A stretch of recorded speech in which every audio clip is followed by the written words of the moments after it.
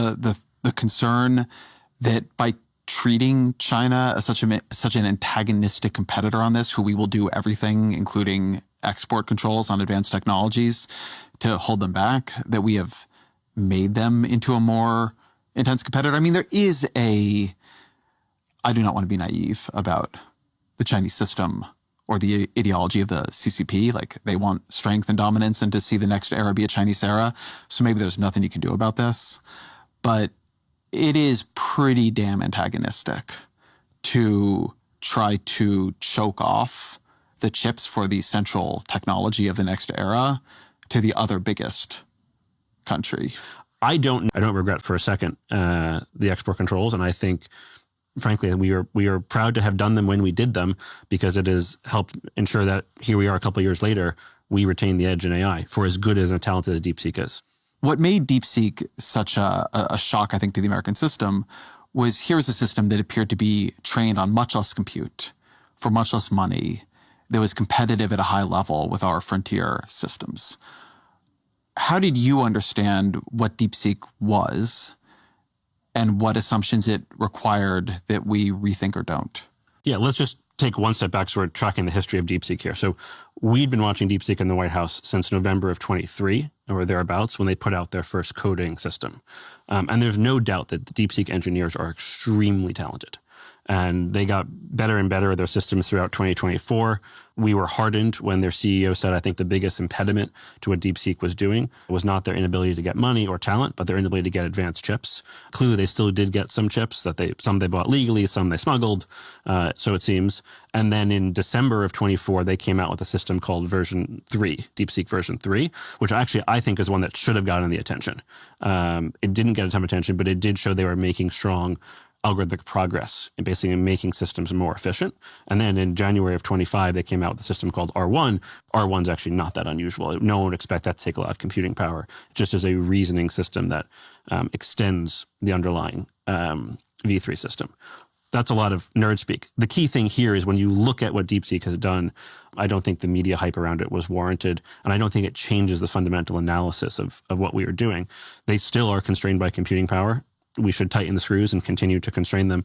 They're smart. Their algorithms are getting better, but so are the algorithms of U.S. companies. And this, I think, should be a reminder that the chip controls are important. China is a worthy competitor here, and we shouldn't take anything for granted. But I don't think this is a time to say the sky is falling or the fundamental scaling laws have broken. Where do you think they got their performance increases from?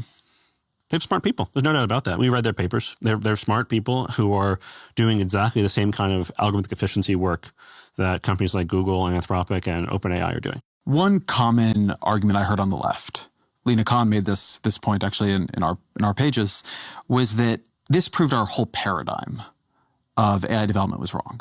That we were seeing we did not need all this compute. We were seeing we did not need these giant mega companies.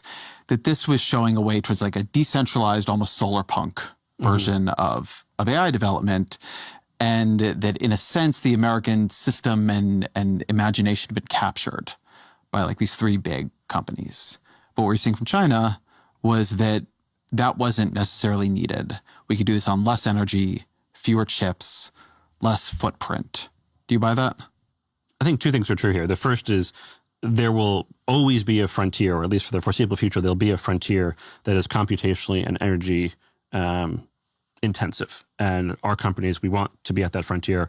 Those companies have very strong incentive to look for efficiencies, and they all do. They all want to get every single last juice of insight from each squeeze of computation.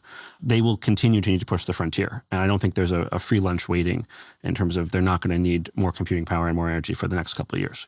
And then in addition to that, there'll be a kind of slower diffusion that lags the frontier, where algorithms get more efficient, fewer computer chips are required, less energy is required. And we need, as America, to win both those competitions. One thing that you see around the export controls, the AI firms want the export controls. When DeepSeek rocked the U.S. stock market, it rocked it by making people question NVIDIA's long-term worth. And NVIDIA very much doesn't want these export controls. So you at the White House, where I'm sure at the center of a bunch of this lobbying back and forth, how do you think about this? Every AI chip, every advanced AI chip that gets made will get sold. The market for these chips is extraordinary right now. I think for the foreseeable future. So I think our view was we put the export controls on. Wait, but NVIDIA didn't think that. The stock market didn't think that. We put the export controls on, the first ones in October 2022. NVIDIA stock has 10x'd since then. I'm not saying we should do the export controls, but I want you to take the strong version of the argument, not the weak one. I don't think NVIDIA's CEO is wrong. That if we say NVIDIA cannot export its top chips to China, that in some mechanical way in the long run reduces the market for NVIDIA's chips. Sure. I think the dynamic is right. I'm not suggesting if they had a bigger market, they could charge on the margins more. That's obviously the supply and demand here. I think our analysis was considering the importance of these chips and the AI systems they make to U.S. national security. This is a trade-off that's worth it.